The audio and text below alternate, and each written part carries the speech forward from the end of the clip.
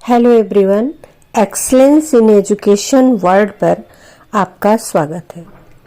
अगर अभी तक आपने एक्सीलेंस इन एजुकेशन वर्ल्ड को सब्सक्राइब नहीं किया है तो प्लीज़ सब्सक्राइब कर लें और साथ ही बेल आइकन प्रेस कर दें जिससे आने वाली वीडियो की नोटिफिकेशन मिलती रहे। आशा है आपने आदर्शवाद को अच्छे से सुन लिया होगा, समझ लिया होगा। आदर्शवाद की बात शुरू करते हैं। आज बात करते हैं प्रकृतिवाद की। जैसा कि पहले ही बताया है कि दर्शन का प्रारंभ आश्चर्य से होता है। सभ्यता की शुरुआत यह बताती है कि सर्वप्रथम मानव जाति अपने चारों तरफ के प्रकृति से प्रभावित होकर ही अपनी सुरक्षा हेतु प्रकृति को जानने का प्रयास किया। प्रकृति आश्चर्यमयी है। दर्शन के विविध वादों में प्रकृतिवाद एक भौतिकवादी दर्शन है। यह दर्शन प्रकृति को मूल तत्व मानता है और कहता है कि यह संसार प्रकृति जन्य है, प्रकृति से बाहर कोई वास्तविकता नहीं है। इस विचारधारा का सूत्रपात यानी दार्शनिक डेमोक्रिटस ने ईस्वी पूर्व 5वीं शताब्दी में किया, लेकिन स्वतंत्र विचारधारा के रूप में इसे 15वीं शताब्दी से माना जाता है। 17वीं शताब्दी तक बेकन, हॉब्स, डार्विन तथा लेमार्क आदि विचारकों ने इस दर्शन को आगे बढ़ाया। 18वीं शताब्दी के पूर्वार्ध में रूसो ने तत्कालीन समाज को देखकर इसकी कटु आलोचना की और कहा कि मानव की प्रकृति शुद्ध और निर्मल होती है, किंतु यह मक्कार, जालसाज, चालाक और चालबाज समाज उसे दूषित कर देता है। इसीलिए मानव को प्राकृतिक जीवन जीना चाहिए। रूसो के इन्हीं विचारों ने प्रकृतिवाद को द्रुत गति प्रदान की। शिक्षा जगत में रूसो का विचार पूर्ण रूपेण प्रकृतिवादी है। इसके बाद इस वाद को आगे बढ़ाने का कार्य स्पेंसर, हक्सले, बर्नार्ड तथा बटलर आदि ने किया। आज प्रकृतिवाद की छाया शिक्षा जगत में छाई हुई है। प्राकृतिक वातावरण से सर्वोत्तम अन्य कोई वातावरण नहीं माना जाता।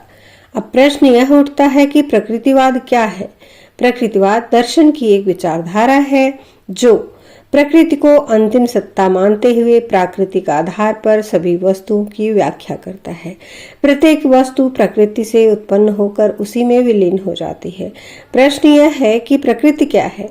सामान्य अर्थ में प्रकृति वह रचना है जो स्वाभाविक रूप से बिना मानव जाति का हाथ लगे विकसित होती है, यथा नदी, पहाड़, पठार, झरने, चंद्रमा, सूर्य, तारे, नदियां, बादल, वनस्पति, जीव जंतु आदि। दार्शनिक दृष्टि से प्रकृति का तात्पर्य उस रचना से है जो पहले था, आज है और कल भी रहेगा। आइए प्रकृतिवाद की कुछ परिभाषाएं देख लें।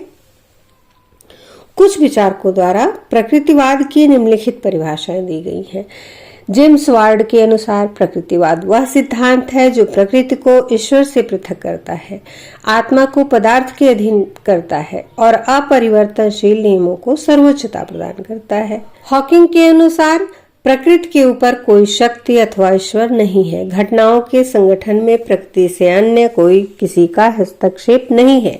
बटलर के अनुसार सामान्यतः प्रकृतिवाद वह विचारधारा है जो प्रकृति के अतिरिक्त किसी अन्य तत्व को यथार्थ नहीं मानता और न प्रकृति के परे तथा इंद्रियों के अनुभव से परे किसी तथ्य का अस्तित्व ही मानता है। इस सृष्टि के निर्माण में प्रकृतिवादियों के विभिन्न दृष्टिकोण हैं। प्रारंभ में जब डेमोक्रेट्स ने इस दर्शन की नींव डाली तो उसने बताया कि संसार की रचना परमाणुओं से हुई है।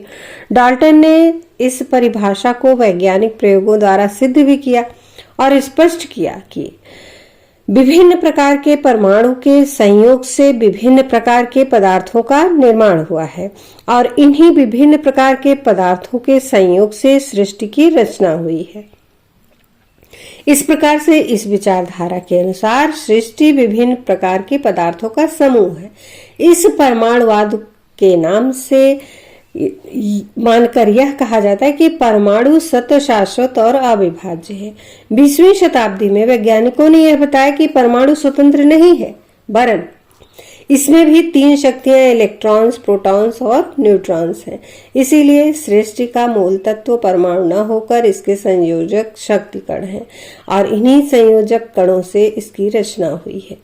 शक्तिकरण के मूलाधार के कारण इसे शक्तिवाद कहा जाता है। परमाणुवाद और शक्तिवाद दोनों को भौतिकवादी प्रकृतिवाद कहा जाता है। कुछ प्रकृतिवादी इस संपूर्ण सृष्टि को एक यंत्र के रूप में देखते हैं और कहते हैं कि मानव भी एक यंत्र है। वह अपने बाह्य वातावरण के उत्तेजना के फलस्वरूप प्रतिक्रिया करता है। इस विचारधारा को यंत्रवादी प्रकृतिवाद कहा जाता है। इसी दर्शन ने व्यवहारवादी मनोवैज्ञानिकों को मनोविज्ञान के विषय में विचार करने का पथ प्रशस्त किया और अंत में व्यवहारवादी मनोविज्ञान को जन्म दिया। प्रसिद्ध वैज्ञानिक डार्विन ने अपने विकासवादी सिद्धांत के द्वारा यह बताया कि सर्वप्रथम साधारण जातियों का निर्माण हुआ। इनसे पेड़ पौधे आए, पुनः पेड़ पौधों से निम्न वर्ग के जीव जंतु, इन जीव जंतुओं से पशु और पशु से मानव की रचना हुई। यह विचारधारा जीव विज्ञानवादी प्रकृतिवाद के नाम से जाना जाता है। इसमें दो महत्वपूर्ण सिद्धांत हैं: जीवन के लिए संघर्ष और सर्वोत्तम का अस्तित्व। प्रकृतिवादियों के विभिन्न दृष्टिकोण इस सृष्टि रचना में है, परंतु सभी प्रकृतिवादी आत्मा और परमात्मा के विषय में एकमत हैं और कहते हैं कि आत्मा एक क्रियाशील तत्व है और परमात्मा का कोई अस्तित्व नहीं। प्रकृतिवादी दार्शनिक प्रत्यक्ष ज्ञान को ही वास्तविक ज्ञान मानते हैं। ज्ञान के इन तीनों साधनों में इंद्रियों द्वारा ज्ञान प्राप्त ही सही ज्ञान है, यह इनकी ज्ञान मीमांसा है। इस प्रकार यह ज्ञान प्रकृति का ही होता है। अब प्रश्न यह है कि प्रकृति क्या है? प्रकृति के विषय में सामान्य धारणा है कि मानव स्पर्श से दूर जो स्वतः विकसित होती है उस निर्माण को प्रकृति कहा जाता है। पहाड़, नदियां, समुद्र, पृथ्वी, सूर्य, चंद्रमा, वनस्पति, बादल, वर्षा, जीव जंतु आदि इसके उदाहरण हैं। प्रकृति स्वयं बनती और स्वयं बिगड़ती है, किंतु यह मूल तत्व है। इसके आकार प्रकार में परिवर्तन हो सकता है, किंतु स्वभाव यानी गुण हमेशा एक समान रहता है। हमारे दार्शनिकों का विचार है कि प्रकृति सृष्टि का एक मूल तत्व है जो पहले था, आज है और आगे भी रहेगा। प्रकृति में वह सभी क्रियाएं निहित हैं जो एक नियम के अंतर्गत संचालित होती रहती हैं। प्रकृतिवाद इसी को प्रकृति कहता है। एक उदाहरण से और बात स्पष्ट हो जाएगी कि बर्फ पिघलकर जल बनता है और जल से वाष्प, फिर वाष्प से ही जल बनता है। बर्फ, जल और वाष्प ये तीनों प्राकृतिक पदार्थ हैं। इनकी प्रकृति एक ही है। हाँ, स्वरूप में परिवर्तन होता रहता है। इन सभी का ज्ञान इंद्रियों द्वारा ही होता है। प्रकृतिवाद इसे ही प्रकृति मानता है, इसीलिए वह इंद्रियानुभूति ज्ञान पर ही भरोसा करता है। इसके लिए मानव को स्वयं निरीक्षण और परीक्षण करना चाहिए। प्रकृतिवाद की आचार मीमांसा के अंतर्गत प्रकृतिवादियों के अनुसार प्राकृतिक नियमों के अंतर्गत पदार्थ और क्रियाएं ही सत्य हैं। मानव प्रकृति की एक स्वाभाविक रचना है, अतः इसकी एक प्रकृति है जो स्वतः शुद्ध है। शुद्ध प्रकृति के अनुकूल आचरण करने पर मानव को सुख मिलता है और इसके प्रतिकूल आचरण करने पर उसे दुख मिलता है। इसीलिए आवश्यक है कि वह अपने अनुकूल ही आचरण व्यवहार करे। मनुष्य किसी भी प्रकार के सामाजिक नियमों और आध्यात्मिक बंधनों में नहीं रह सकता, क्योंकि उसकी एक स्वतंत्र प्रकृति है। सामान्य रूप में देखा जाता है कि मनुष्य उसी कार्य को करने में रुचि लेता है जिसमें उसे सुख मिलता है। जहाँ पर उसे सुख नहीं मिलता, यहाँ पर वह उस कार्य करने से कतराता है। इस प्रकार प्रकृतिवादी दार्शनिकों का मत है मनुष्य प्राकृतिक नैतिकता का पक्षधर होता है। प्रकृतिवाद के विभिन्न मीमांसा से निम्नलिखित विशेषताएं प्राप्त होती हैं जो सिद्धांत के रूप में आती हैं। संपूर्ण सृष्टि एक प्राकृतिक रचना है। लौकिक संसार ही सत्य है, कोई आध्यात्मिक संसार नहीं है। आत्मा पदार्थ जन्य चेतन तत्व है, शरीर के साथ ही इसका अस्तित्व है। परमात्मा केवल कोरी कल्पना है, इसका कोई अस्तित्व नहीं है। मानव विकास एक प्राकृतिक क्रिया है। मनुष्य संसार की सर्वश्रेष्ठ रचना है। मनुष्य जीवन का उद्देश्य सुखपूर्वक जीना है। सुखद जीवन हेतु प्राकृतिक जीवन व्यतीत करना उत्तम है। इस हेतु मनुष्य में सामंजस्य, सामर्थ्य और समायोजन का महत्व है। राज्य एक व्यवहारिक सत्ता है। प्रकृतिवाद और शिक्षा। प्रकृतिवाद पूर्णरूपेण आदर्शवाद का प्रतिकूल विचार है। दूसरे शब्दों में इस दर्शन की उत्पत्ति आदर्शवाद के विरुद्ध हुई है। हम जानते हैं कि कोई भी दर्शन शिक्षा के विभिन्न आयामों को अपने अनुरूप प्रभावित करता है। जहां आदर्शवाद विचार जगत को शाश्वत मानते हुए अपना प्रतिबिंब शिक्षा में प्रतिबिंबित करता है, वहीं प्रकृतिवादी दर्शन शिक्षा में प्रकृति की महत्ता को स्वीकारते हुए उसके विभिन्न आयामों को निर्धारित करता है। इस दर्शन के अनुसार संसार प्रकृतिजन्य है, अतः मानव प्रकृति का उदात्तीकरण ही शिक्षा है। प्रकृति का उदात्तीकरण से तात्पर्य मानव को उनकी प्रकृति के अनुकूल विकास करने तथा जीवन को आनंदमय बनाने से है। लेमार्क ने कहा है, प्रकृति के साथ मानव जीवन का अनुकूलन ही शिक्षा है। ये मनोवैज्ञानिक मानव के संपूर्ण व्यवहार की व्याख्या करके उनके मूल प्रवृत्तियों के आधार पर ही बात करते हैं। स्पेंसर ने शिक्षा के विषय में लिखा है कि बालक के अंतः शक्तियों का बाह्य जीवन में समन्वय स्थापित करना ही शिक्षा है। स्पष्ट है कि प्रकृतिवादी दार्शनिक पुस्तकीय ज्ञान को शिक्षा नहीं मानते, भले ही सृष्टि निर्माण में प्रकृति के प्रति उनकी सोच अलग है। रूसो का कथन है कि शिक्षा वह विकास की प्रक्रिया है जिसमें व्यक्ति आनंद से रहने, विवेकपूर्ण, नियंत्रित, उपयोगी तथा स्वाभाविक जीवन व्यतीत करने के योग्य होता है। प्रकृतिवादी दार्शनिकों ने इस सृष्टि के निर्माण में अपने अपने अनुरूप तत्व को बताया है। परमाणुवादी प्रकृतिवादी, शक्तिवादी प्रकृतिवाद या दोनों का संयुक्त रूप भौतिकवादी प्रकृतिवाद, यंत्रवादी प्रकृतिवाद, विकासवादी जीव विज्ञानवादी प्रकृतिवाद ने संसार के निर्माण में अलग अलग तत्वों की बात की है, किंतु एक बिंदु पर सभी एक मत है कि आत्मा क्रियाशील तत्व है और परमात्मा का कोई अस्तित्व नहीं। जब इस दर्शन को शिक्षा जगत में अपनाया जाता है तो प्रकृतिवादी दार्शनिक उपयुक्त तथ्यों के आधार पर शिक्षा का उद्देश्य बताते हैं। मनोवैज्ञानिक दार्शनिक मैकडूगल ने निम्नलिखित उद्देश्य बताया: मूल शक्तियों का उन्नयन, मार्गांतरीकरण, सहनियोजन, समरूप, क्रियाशील। शिक्षा का उद्देश्य वर्तमान तथा भविष्य में सुख और आनंद की प्राप्ति है। आनंद प्राप्ति प्राणी का स्वाभाविक गुण है। इस आनंद की प्राप्ति में मानव आत्मनियंत्रित ढंग से कार्य अवश्य ही करता है। इस आनंद का मूल्यांकन भी वह स्वयं ही करता है, और यह सच है कि मूल्यांकन में आनंद अन्य गुणों से श्रेष्ठ होता है। शिक्षा का उद्देश्य इन्हीं को प्राप्त करना है। यंत्रवादी प्रकृतिवाद से व्यवहारवादी मनोविज्ञान का विकास हुआ। यह मनोविज्ञान यह बताता है कि मनुष्य कुछ सहज क्रियाएं लेकर पैदा होता है, अतः उनको वांछित मार्ग पर लाना शिक्षा का मुख्य उद्देश्य है। प्रकृतिवाद का यंत्रवादी स्वरूप ने बाल मनोविज्ञान को जन्म देकर शिक्षा का केंद्र बालक को स्वीकार किया।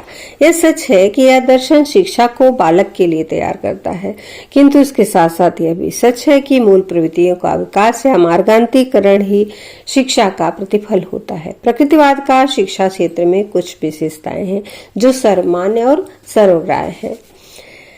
इनमें से कुछ निम्न है: शिक्षा बालक के प्रकृति के अनुसार दी जाए, शिक्षा बालक केंद्रित हो, जो आज केवल भारत में ही नहीं अपितु विश्व के हर देश ने स्वीकार किया है। पुस्तकीय शिक्षा पर बल न दिया जाए, निषेधात्मक शिक्षा दी जाए, अनुशासन में स्वतंत्रता हो, शिक्षक सहयोगी के रूप में हो, प्रकृति ही शिक्षक है, स्वानुभव एवं खोज प्रणाली का प्रयोग हो, इंद्रिय प्रशिक्षण पर बल हो, सह शिक्षा पर बल हो और मनोवैज्ञानिक प्रवृत्ति हो। कुल मिलाजुलाकर प्रकृतिवाद का अगर हम मूल्यांकन करें तो पाएंगे, यदि प्रकृतिवाद ने शिक्षा के क्षेत्र में कुछ ऐसे विचारों का प्रतिपादन किया जो बहुमूल्य, सर्वग्राह्य और सर्वप्रचलित हैं, लेकिन केवल हम यह मान लें कि यही दर्शन समाज और राष्ट्र का पथ प्रदर्शन करता है, तो यह उचित। प्रकृतिवादी दार्शनिक परंपरागत शिक्षण विधियों से हटकर अनुभव तथा करके सीखने पर बल देते हैं। रूसो का कथन है कि अपने छात्र को मौखिक शिक्षा मत दो, उसे अब सिर्फ वास्तविक अनुभव से सीखने दो। इस दर्शन के शिक्षण विधि का आधार है। प्रकृतिवादी पुस्तकीय ज्ञान के स्थान पर इंद्रियजन्य ज्ञान को महत्व देते हैं, अतः बालक का संपूर्ण ज्ञान उसके अनुभवों पर निर्भर करता है। शिक्षा में क्रियाशीलता इस दर्शन का महत्वपूर्ण पक्ष है। शिक्षा में जिन नवीन विधियों का प्रयोग हो रहा है वे हैं स्वानुभव द्वारा सीखना, क्रिया द्वारा सीखना, निरीक्षण विधि द्वारा सीखना, खेल विधि द्वारा सीखना ह्यूरिस्टिक विधि द्वारा सीखना। ये सभी विधियां व्यक्ति के वैयक्तिक भिन्नता पर आधारित है, अतः इन विधियों के द्वारा जहां बालक अपनी रुचि, अभिरुचि, कार्य क्षमता, कार्यकुशलता के द्वारा सीखता है, वहीं यह अनुभव के द्वारा सीखे हुए ज्ञान को संचित करता है। बालक प्रकृति के रम्य गोद में बैठकर नियंत्रित सामाजिक बंधनों से मुक्त होकर वस्तुओं और पदार्थों का निरीक्षण करते हुए उसके विषय में जानकारी प्राप्त करता है। इसी आधार पर वह स्वशासन के द्वारा सामाजिक जीवन का सभी ज्ञान प्राप्त करता है। रूसो लिखता है, जब मैं प्राकृतिक मनुष्य को शिक्षा देता हूँ तो उसे जंगली नहीं बनाना चाहता, न ही उसे जंगल में भेजना चाहता हूँ, बल्कि उसे सामाजिक जीवन के मध्य में रखना चाहता हूँ। स्वानुभाव विधि के द्वारा निषेधात्मक शिक्षा के अंतर्गत उसका मत है कि प्रकृति प्रयोगशाला के रूप में कार्य करती है। ह्यूरिस्टिक विधि बालकों में अन्वेषण की प्रवृत्ति जागृत करती है। खेल विधि बालकों में इच्छा शक्ति जागृत करती है। स्काउट गाइड, पर्यटन, रेडियो, चलचित्र आदि इस विधि के विभिन्न रूप हैं। इन्हीं विभिन्न विधियों का यह प्रतिफल है कि आगे आने वाले दार्शनिक चिंतक मनोवैज्ञानिक शिक्षा में मॉन्टेसरी, प्रोजेक्ट, डाल्टन, किंडरगार्टन आदि विभिन्न विधियों का प्रतिपादन किए, जो आज सर्वमान्य एवं सर्वसुलभ होता जा रहा है। प्रकृतिवादी शिक्षण विधियों के द्वारा विभिन्न प्रकार के खोज हुए। पेस्टोलॉजी तथा स्पेंसर ने शिक्षण के कुछ सूत्र बताए जो शिक्षा जगत में द्रुत गति से प्रयोग किए जा रहे हैं, जैसे स्थूल से सूक्ष्म की ओर, सरल से कठिन की ओर, सामान्य से विशिष्ट की ओर, निश्चित से अनिश्चित की ओर आदि सूत्र मनोवैज्ञानिक दृष्टिकोण से स्थापित हैं। ये विभिन्न पक्ष जो क्रमवार हैं, शिक्षक को यह बताते हैं कि उन्हें किस क्रम में चलना चाहिए। स्पेंसर का कहना है कि अध्यापक को सरलता से कठिनता की ओर जाना चाहिए। यह विधा सर्वोत्तम और प्रभावशाली है। रूसो ने अपनी एमिल एजुकेशन में जिन विधियों का प्रयोग किया है वे मुख्य रूप से निम्नवत है। शिक्षा प्रकृति के द्वारा, शिक्षा स्वानुभव द्वारा, शिक्षा ज्ञानेंद्रियों द्वारा, शिक्षा में स्वतंत्रता, शिक्षा व्यक्तिगत विभिन्नता द्वारा। रूसो का उपयुक्त विचार स्पेंसर। प्रकृतिवादियों ने शिक्षा के जो उद्देश्य निर्धारित किए उसको पाने के लिए उसी के अनुरूप पाठ्यक्रम को भी निर्धारित किया। यह दर्शन भौतिक जगत को सत्य मानता है, अतः इसके अनुसार भौतिक जीवन सत्य है। इस आधार पर मानव जीवन के रक्षार्थ विषय को सर्वोपरि मानते हैं, क्योंकि जीवन रक्षा मानव का दायित्व है। इस हेतु शरीर विज्ञान, स्वास्थ्य विज्ञान, भौतिक विज्ञान सर्वश्रेष्ठ विषय है। इन विषयों के महत्व को नकारा नहीं जा सकता। चूंकि प्रकृतिवादी आत्मा को केवल क्रियाशील मानते हैं, इसीलिए धर्म, नीति, अध्यात्म शास्त्र विषय को मान्यता नहीं देते। सौंदर्य अनुभूति हेतु वे विषय के अंतर्गत साहित्य, संगीत, कला को सामान्य रूप से सम्मिलित करते हैं। रूसो ने अपनी पुस्तक एमिल में शिक्षा आय वर्ग के आधार पर निर्धारित किया है। वह शिक्षा में शारीरिक क्रियाओं पर बल देते हैं, बताते हैं कि क्रियाओं से अनुभव प्राप्त होता है। इस प्रकार अनुभव द्वारा प्राप्त ज्ञान सत्य होता है, क्योंकि यह अनुभव इंद्रियों पर आधारित होता है।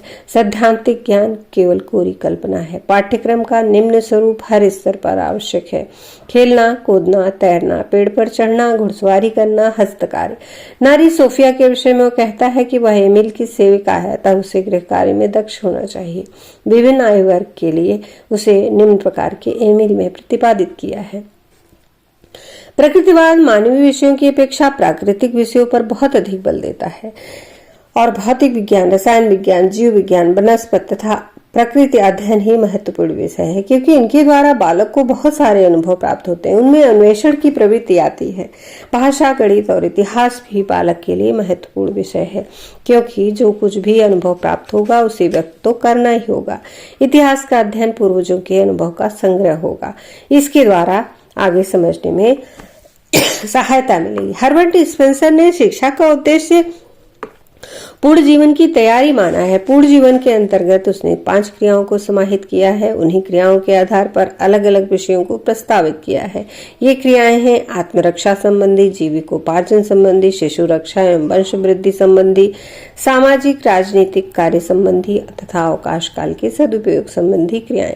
5 क्रियाओं के क्रियान्वयन हेतु उसने अलग अलग विषय बताया, जिसमें आत्मरक्षार्थ हेतु स्वास्थ्य विज्ञान, जीविकोपार्जन हेतु भाषा, गणित, भूगोल आदि, शिशु रक्षा, वंश वृद्धि हेतु शरीर विज्ञान, बाल विज्ञान, गृह विज्ञान आदि, सामाजिक एवं राजनीतिक कार्य हेतु इतिहास, समाजशास्त्र और राजनीति शास्त्र तथा अवकाश काल हेतु साहित्य, संगीत, कला, कविता आदि विषय हैं। उसका मत है कि इन विषयों में भी उन्हीं को अधिक महत्व मिलना चाहिए जो भौतिक जीवन के लिए आवश्यक है। इस प्रकार इसने भी स्वास्थ्य विज्ञान तथा भौतिक विज्ञानों को मुख्य तथा साहित्य, संगीत, कला, कविता आदि को गौण बना दिया। 5 क्रियाएं: आत्मरक्षा, जीविकोपार्जन, शिशु रक्षा एवं वंश वृद्धि, सामाजिक, राजनीतिक, अवकाश काल। वीडियो को लाइक करें, ज्यादा से ज्यादा शेयर करें और अपने बहुमूल्य सुझाव कमेंट बॉक्स में अवश्य दें। आपको ऐसे ही अच्छे वीडियो मिलते रहेंगे। बने रहिए एक्सीलेंस इन एजुकेशन के साथ। Thank you.